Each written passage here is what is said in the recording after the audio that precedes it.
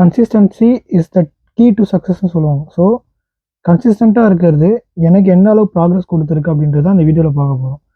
என்னன்னா கன்சிஸ்டண்ட்டை வந்து எல்லாருக்குமே ஒரு மோட்டிவேஷன் வரும். ஆனால் வந்து கன்சிஸ்டண்ட்டாக இருக்க மாட்டாங்க. ஒர்க் அவுட் பண்ணலாம் தோணும், 2 நாள் 3 நாள் போனால் கன்சிஸ்டண்ட்டாக இருக்க மாட்டாங்க.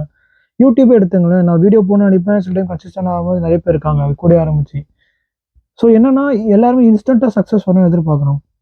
நீங்கள் இந்த கனடாலே வந்தப்போ பார்த்தீங்கன்னா, நீங்கள் வந்தோடனே ஜாப் கிடைக்கணும்னு ஆசைப்பட்றாங்க, வந்தோடனே ஃபுல் டைம் கிடைக்கணும், வந்தோடனே காலேஜ் நல்ல மார்க் எடுக்கணும், வந்தோடனே எல்லாமே உடனே உடனே உடனே அந்த உடனேன்றதுல தான் இப்போ எல்லாமே இவ்வளோ தூரம் வந்து நிற்கிது.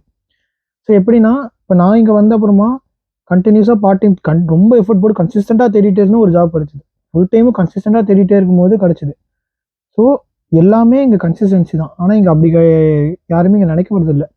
இங்கே ஒரு 6 பேக் வளர்க்கணும்னு கன்சிஸ்டன்ட் தேவை, இது பண்ணும். ஸோ இதில் என்ன பிரச்சனைனா எல்லாருக்குமே கன்சிஸ்டண்ட்டாக இங்கே யாருமே இருக்கிறது கிடையாது. ஸோ இருக்கணும் அப்படின்னா என்ன பண்ணணும், எப்படி கன்சிஸ்டண்ட்டாக இருக்கணும் அப்படின்னா நான் பார்க்க போகிறேன்.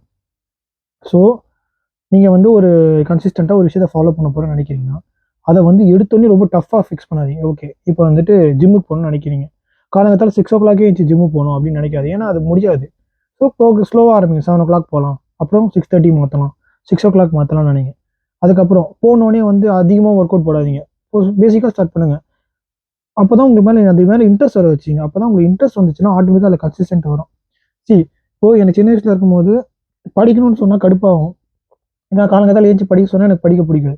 ஆனால் இதே காலையில் ஏஞ்சி கிரிக்கெட் போக சொன்னால் நான் காலைல 6 o'clock 5:30 ஏஞ்சி எப்படா அது நாளைக்கு வரும்னு சொல்லிட்டு நம்ம கிளம்பி போவோம். ஸோ இதுதான் வந்து உங்களுக்கு ஒரு விஷயம் பிடிச்சிச்சு, இன்ட்ரெஸ்ட்டோட பண்ணிங்கன்னா கன்சிஸ்டன்ட்டி ஆட்டோமேட்டிக்காக வந்துடும். ஸோ சரி, பிடிக்காத விஷயத்தையும் பிடிக்க வச்சுக்கணும். சரி, இப்போ ஒர்க் அவுட்லாம் நிறைய பேர் பிடிக்காது, ஆனால் ஃபிட்னஸ்க்காக ஹெல்த்துக்காக பண்ணி தான் ஆகணும். ஸோ அதை நீங்கள் ஃபாலோ பண்ணணும்னா நீங்கள் வந்து ரெகுலராக ஆக்கணும். அதை ஹேபிட்டாக மாற்றணும். அப்படின்னா என்ன பண்ணணும்னா, நீங்கள் வந்து ஸ்லோவாக ப்ராக்ரஸ் கொடுத்தா போதும். எடுத்தோடனே அப்படியே புஷ் பண்ண தேவையில்ல உங்களை ரொம்ப ஃபோர்ஸ் பண்ணி. அப்போ தான் உங்களுக்கு அது மேலே வெறுப்பு வரும். ஸோ இதுதான் எல்லா விஷயத்துக்கும் வேணும். இப்போ ஸ்கில்லு கற்றுக்கினாலுமே ஸ்லோவாக ஆரம்பிங்க. எடுத்தோடனே அப்படியே மொத்தமாக மூலையில் போகணும். ஏன்னா ஒரு பலூனில் இவ்வளோ தான் காற்று பிடிக்கணும், அது இவ்வளோ தான் பிடிக்கும், இல்லை அது நம்ம வெடிச்சிடும். ஸோ இதே தான் மாட்டணும். ஸோ மோட்டிவேஷன் வந்து இருக்கணும். ஸோ டிசிப்ளின் அண்ட் கன்சிஸ்டன்சி இருந்தால் கரெக்டாக இருக்கும். ஆனால் நிறைய பேர் என்னன்னா